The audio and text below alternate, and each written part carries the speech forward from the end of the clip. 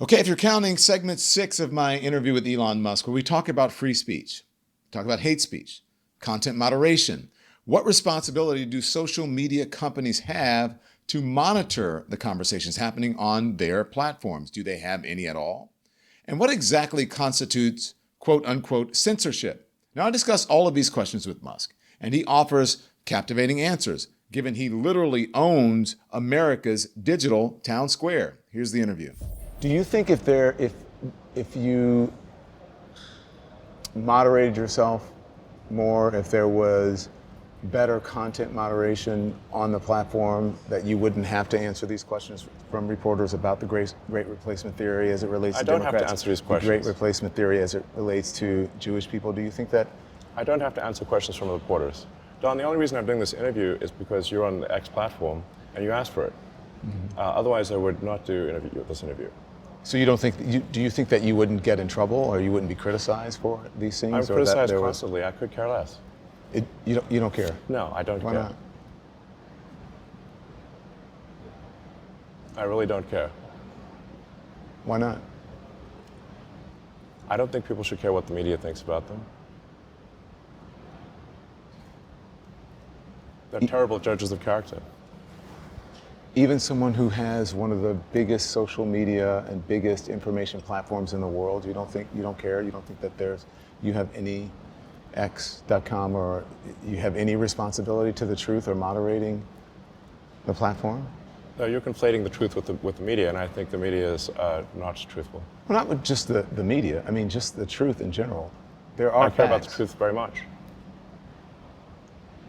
I care about the truth very much. That's why we have, for example, community notes on the X system, where in order for a community note to surface and provide corrective information about what somebody posts, and my posts are equally subject to this, I've been community noted many times.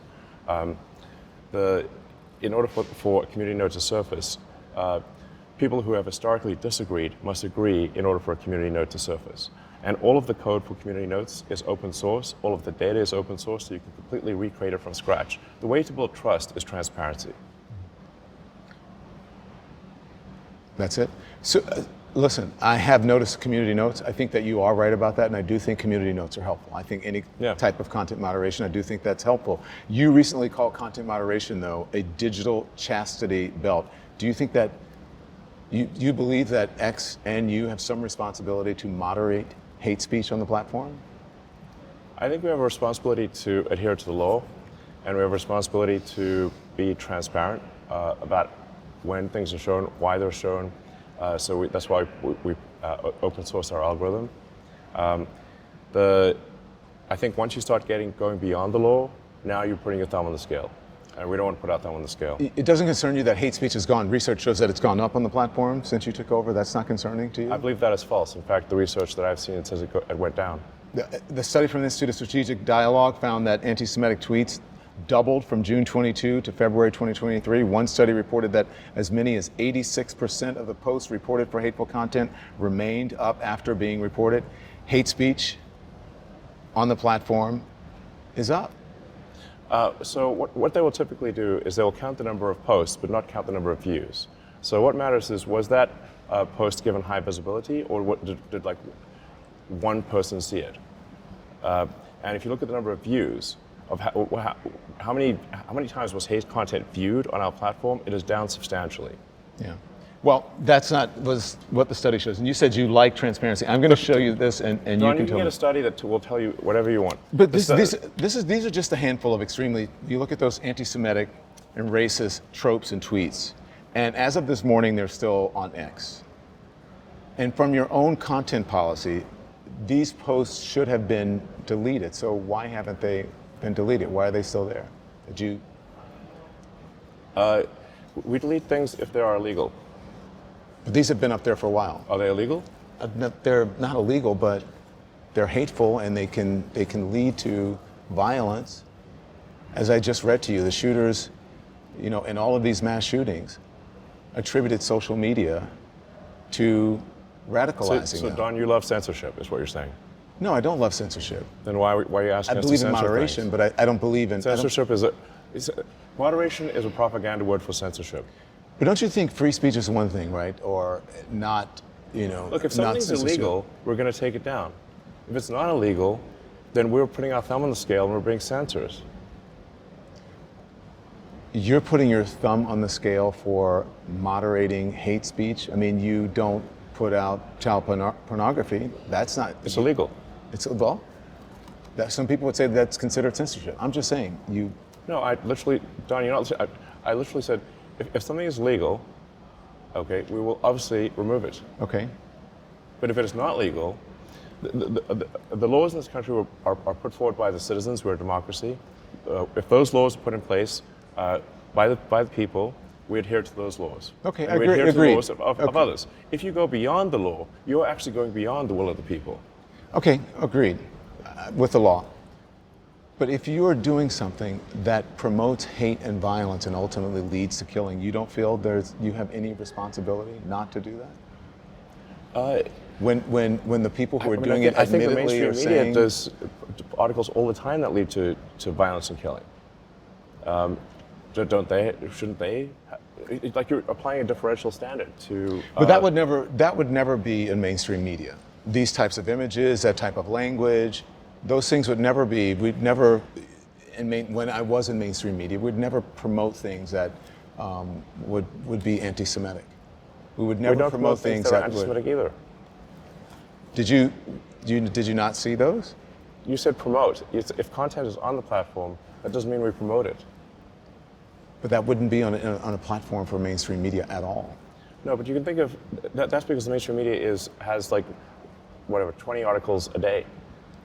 We have 500 million posts a day. Okay, 500 understood. million. Does that bother you? How do you feel about that when you see it? I obviously disagree with that. I think it's not good at all. It's terrible. Terrible. But you don't want to get rid of it on the platform, or at least moderate it. The rules. What you're suggesting is censorship that goes beyond the law. And what I'm saying is that we, I guess, have a disagreement, because I do not believe in censorship that goes beyond the law, and you do. We have a difference of opinion in that regard. I understand that, but these are your own rules on your own platform. These go against the rules on your platform. That's why I'm asking you. If you said, listen, we allow everything, but that's not what your content rules say. And that's why I'm asking you, why are they still there? Your own content policy. That's why I'm asking you that, not because. Which part of our content policy says that we should delete these things? Your content policy talks about hate speech. Yes, we don't promote hate speech. And so you don't consider that hate speech? I guess you're not understanding what I'm saying. There's if there's you can find you can sign up right now and do 100 things that are hateful, but if nobody reads it, it doesn't matter. So you can think of X as being, it's much like the internet. It's not some tiny publication with like 20 articles a day. It's 500 million. But everyone has the opportunity to read it, Elon. It's not that you don't know who's going to read the internet. Are you suggesting we should shut down the internet? No, but you don't own the internet. I'm asking you about you and your responsibility on your platform. And so I see how you feel now. You don't agree. We don't agree on this.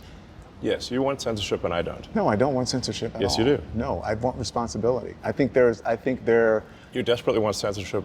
No, if I want a censorship. You want censorship so bad you can taste it. No, that's not true. It's not true. I think that there's right and wrong. And therefore you want censorship. And I think that when you have a platform that's as big as yours and as powerful as yours and as influential as yours, and you are a person of consequence to the world with what you do, that there is a certain responsibility that goes along with what you have on your platform and what you put out to the world. And I think that's important. You don't see that responsibility?